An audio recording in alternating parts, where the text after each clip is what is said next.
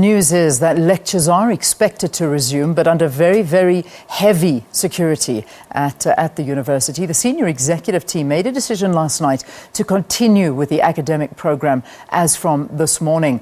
We saw a letter from the Vice-Chancellor, Adam Habib, being published late yesterday, saying that they have absolutely no option but to proceed with what they now saying the resumption of classes.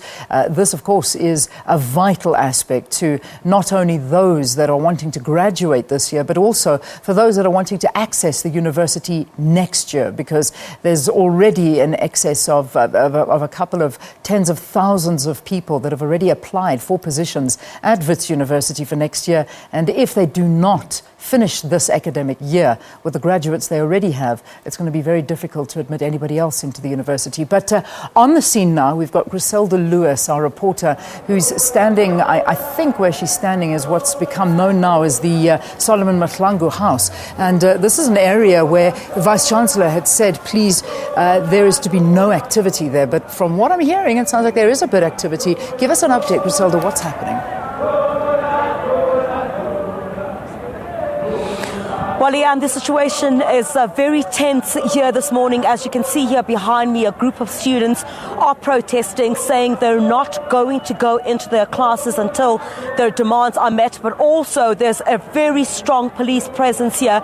And as you can see here towards my right as well, in front of the Great Hall, quite a number of security personnel have been brought in together with police at this stage. And we do understand that some of these students who are protesting are not being allowed to go into the Great Hall and Solomon Mahlangu House.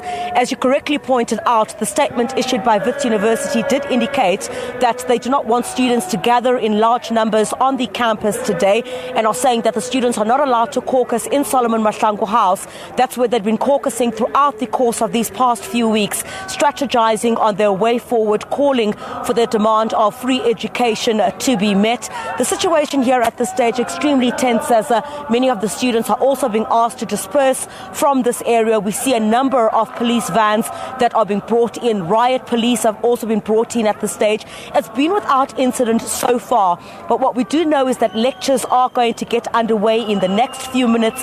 The first lectures start at 8 o'clock this morning. Some students are heading towards those lectures, but what we understand from the university is that they will be deploying police in every single one of these buildings here at Wits University main campus and on the other campuses as well. But let's chat to some of the student leaders now on what the way forward is regarding this particular matter. Let's be joined now by Anzio Jacobs, who is one of the leaders of the Fees Must Fall movement. Anzio, thanks for your time this morning. What was the response that you got this morning? You arrived here at the university and you were told, we understand, that you could not go into the building. Yes, so this morning we were in Solomon Mahlangu House.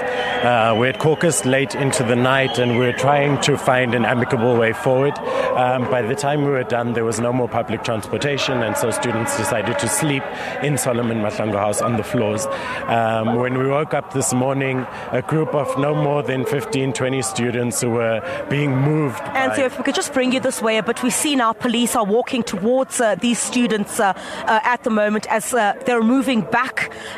Police had indicated a bit earlier on, Leanne, that they wanted students to disperse from this area as they were not allowed to gather in large groups. Remember, the interdict as well that the university had obtained indicated that these students are not allowed to gather in large groups.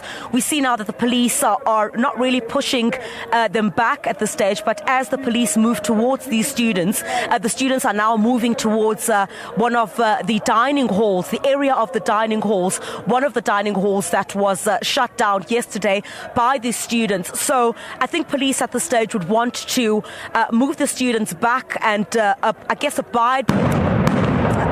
Well, there you have it, police there with some of the stun grenades, dispersing the students who are protesting, running towards the different directions there, Leanne, and really a tense situation here this morning. Police there holding one of the students who I guess now will be taken to one of the police vans here at this stage,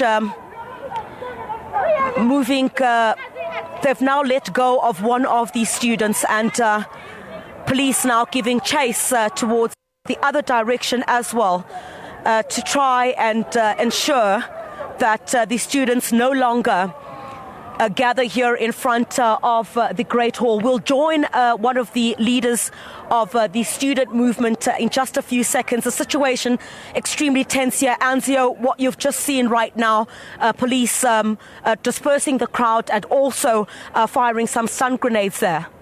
We are tired as students that our parents choose to interact with us this way.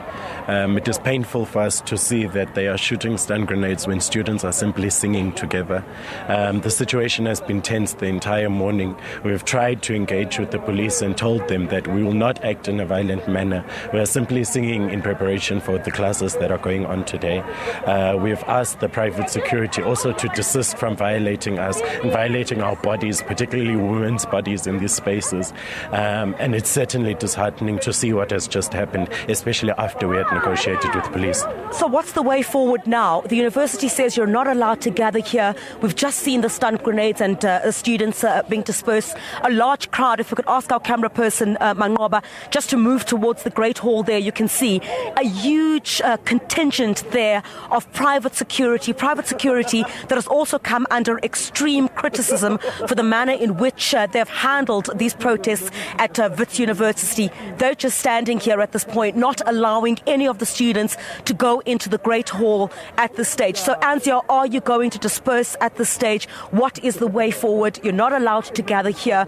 Are you going to return to class at all? Well, I mean, how are we supposed to return to class? We've got private securities blocking us from going into the buildings where we're supposed to be attending class.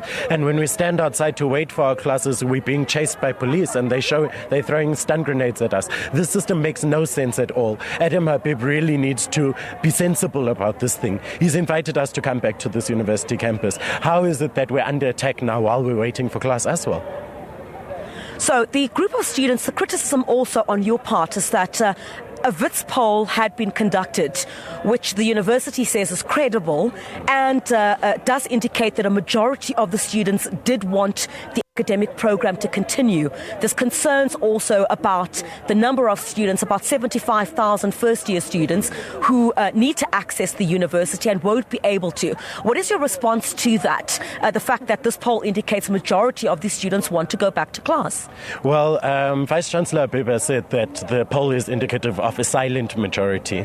And indeed, perhaps this is the silent majority that has come back to classes today. But this call for free, quality, decolonized education is for a larger silent majority. We are fighting for those people who have been sent to work in ShopRite, clicking away at tills, when they are some of the brightest minds in this country. We are tired of black people having to clean toilets in this country because they cannot get an education that will allow them access to work. So the professor is probably quite right about the silent majority, but I would implore South Africans to think about who that silent majority is, because it certainly seems like it's only a privileged few. Anzio, we'll come back to you during the course of the day. Thank you very much for your time. But as you have it, Leanne, the situation extremely tense here at Wits University. The visuals that you just saw of the police now firing stun grenades to disperse the group of students who were protesting just in front of the Great Hall. Recall that statement did indicate that they're not allowed to gather in groups here on the university. The university says this is to ensure that there is no intimidation of students and lecturers who want to continue with the academic program. We'll certainly keep you updated with what's going on here at Wits University. We're expecting the situation to get much more tense as these students are indicating that they don't want to return to the institution or to the lectures here this morning. But the large security contingent remains here to ensure that those who want to return to the classroom today are able to do so without hindrance. But the situation extremely tense here this morning, Leanne. We'll certainly cross to you throughout the course of the morning to bring you updates. But breaking news here, stun grenades fired at Wits University to disperse protesting students. Zelda Lewis, thank you very much. Watching very, very carefully the situation that's currently unfolding at Wits University. And we can obviously lead with the story is that, as you've just seen, police have begun dispersing protesting students at Wits University, and the situation on campus is very tense. Lectures are due to resume this morning under tight security, and students are not being allowed to gather in large numbers at all. Security was beefed up after staff were intimidated and ordered to leave the buildings when they returned to work yesterday. The university has warned that if the protests continue, the academic year will be shut down and the institution will not be able to accept any students for 2017.